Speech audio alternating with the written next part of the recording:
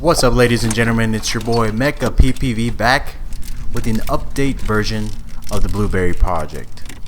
So throughout the week I was inspecting and found that the alternator harness was damaged by outside rodents, which was very unfortunate, but luckily I was able to find an almost exact harness at my mom's place where I have a lot of other Toyota parts, but I still needed to modify it. One of the connectors was still wrong, so I had to go in, remove the original harness from that came with this truck and modify it with the donor harness that came from that engine.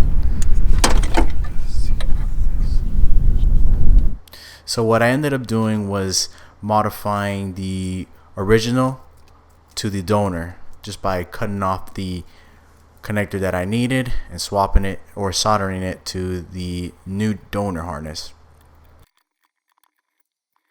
So this one was a bit difficult. I had the wrong solder to begin with, and if I would have had a thinner one, it would have been a lot easier for me to solder, but it was still manageable and it was still possible to make it work, and the ending result was really good. You can barely even tell that this harness was modified.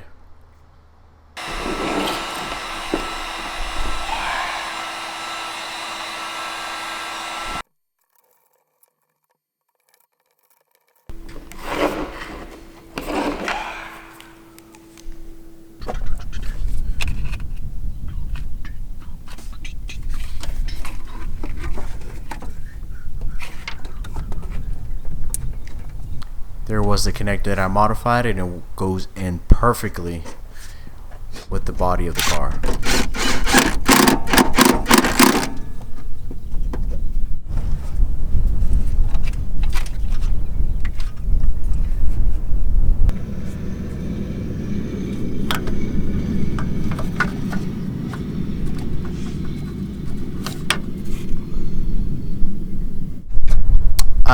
I went ahead and went to take this 14 size bolt off this power steering bracket because that's where I decided to put the other side of the ground to. I just thought it was a nice convenient location. It didn't put any stress to the wiring, and it was a nice proper ground. It was very clean there too. This day I also decided to put the exhaust manifold. Here you see me taking off the old gasket material from the exhaust and just grinding it away with this DeWalt grinder. It's very easy to put some gouges with this grinder. I had to be real careful. You can just feel the power out of that thing, just trying to take your arm away.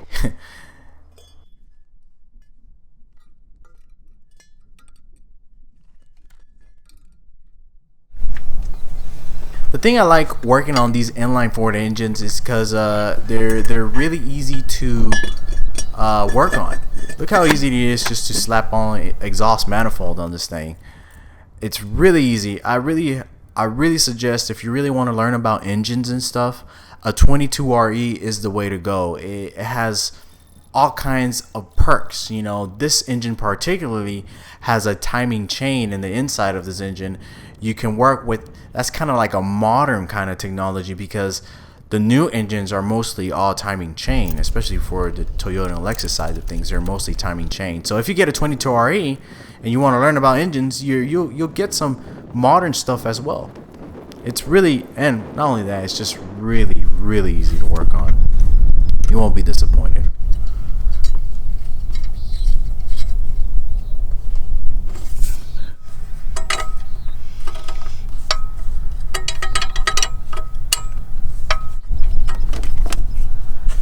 I also noticed one of the ground cable straps need to be secured as well.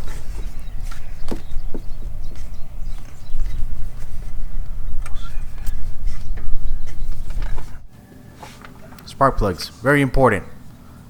Please grab them to the specified manufacturer spec. Look it up online, do whatever you need to do. Just make sure you get it to the right gapping specs. You don't want to mess that up. You don't want to take all this wiring back off, and you don't want to take those spark plugs. And another thing about spark plugs, please do not Gorilla tight the spark plugs. You will have a bad time trying to take them out. in the future, like routine maintenance. Maybe every 40K, every 60K, you want to do those spark plugs. And when you find out that you have one too tight, you're gonna have a bad day. You're gonna have a bad day. And also another thing, hand start spark plugs every time. Don't go directly with the Makita. Don't go directly with the air tool. You will have a bad time if you cross thread those spark plugs to the block, or actually to the head, because these go right through the head. Hand tight. Notice how hand tight I'm doing these. That's very important, ladies and gentlemen. Please save your engines. Distributor cap, very basic cap. I didn't get anything sophisticated or expensive. Just O'Reilly's supplied caps, what they had. As long as it's the right one, you shouldn't have any issues. And also, if the contacts are clean. If you're reusing the cap, make sure your contacts are clean. Same thing with wires. I don't get really sophisticated with wiring either. This is not like a racing engine or whatnot. It's just a farm truck. Just as long as you get some new wiring, some proper gauge wires, and not the cheapest of the cheap either, you'll be fine with the regular supplied auto parts store wiring that they sell there.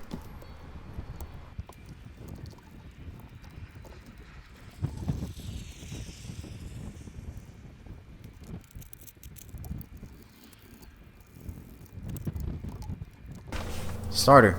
Make sure you secure your starter properly.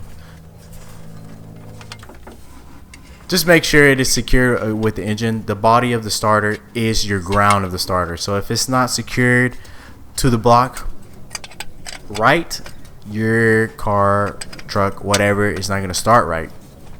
Keep that in mind.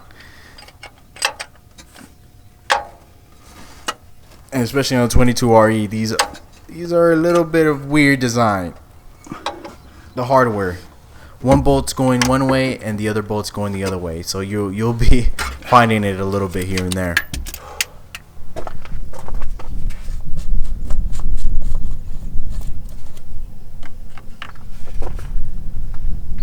I got some 530 oil that was laying in the garage. I decided to use it to be a good break-in oil.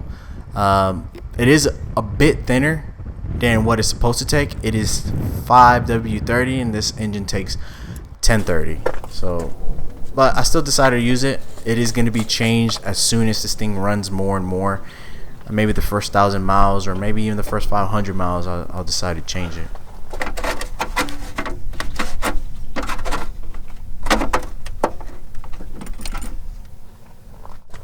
I've been having this battery since 2015, and every 3 months I would charge it, and I was actually able to save it just doing that.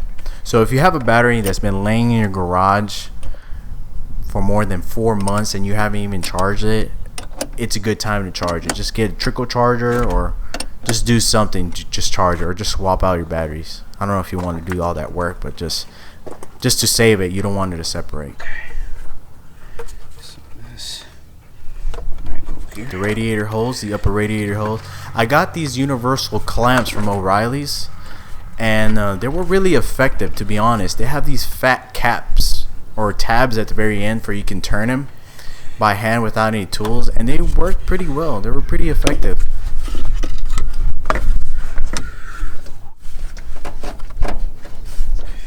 Well,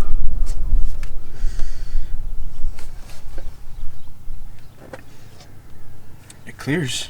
You hear me say that it clears because I was in doubt that the 3-inch lift was going to interfere with that radiator hose with this duct, but it didn't, and it worked. It worked pretty good. And antifreeze, this is the not mixed stuff, so you have to mix it with water. It has to be 50-50. I've always used these, and I've always used this type of coolant and never had any issues. And I really like the red dye because it really traces leaks really well. So here's the moment of truth, ladies and gentlemen. And as you can see, it's actually starting. Yes, that's the engine. It's not me motorboating. That's the engine.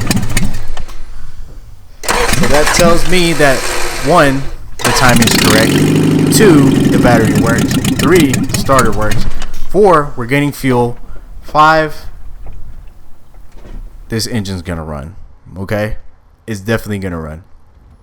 So here I am, finally getting it running and trying to tune it up a little bit. First thing I do was mess with the idle screw.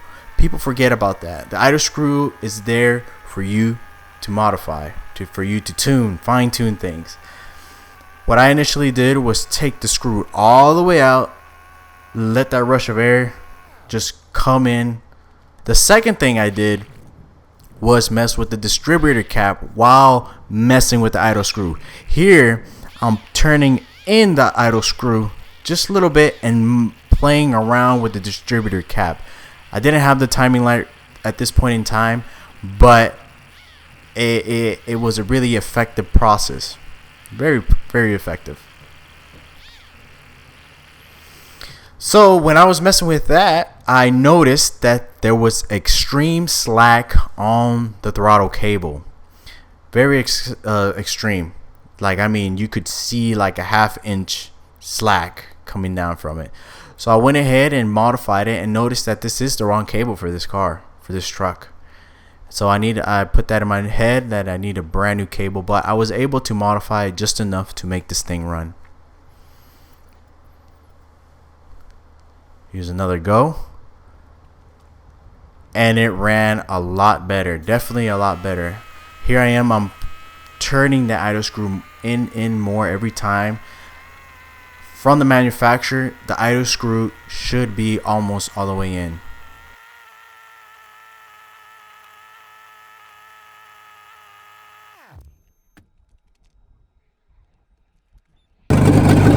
I'm gonna let it be there until next time. I'm gonna do a little bit more research. I think I got it. It sounds like crap, but then I don't have a muffler hooked up to it, so we'll see. Until next time, this thing is gonna run perfectly. It's gonna purr like a kitten, trust me. We revived it. It has never seen life since I got it. That was 5 years ago, so about 4 or 5 years ago. So let's see how that works. I'm feeling pretty good. I don't think I missed a step. We do got a couple leaks we're gonna fix, but other than that, stay tuned.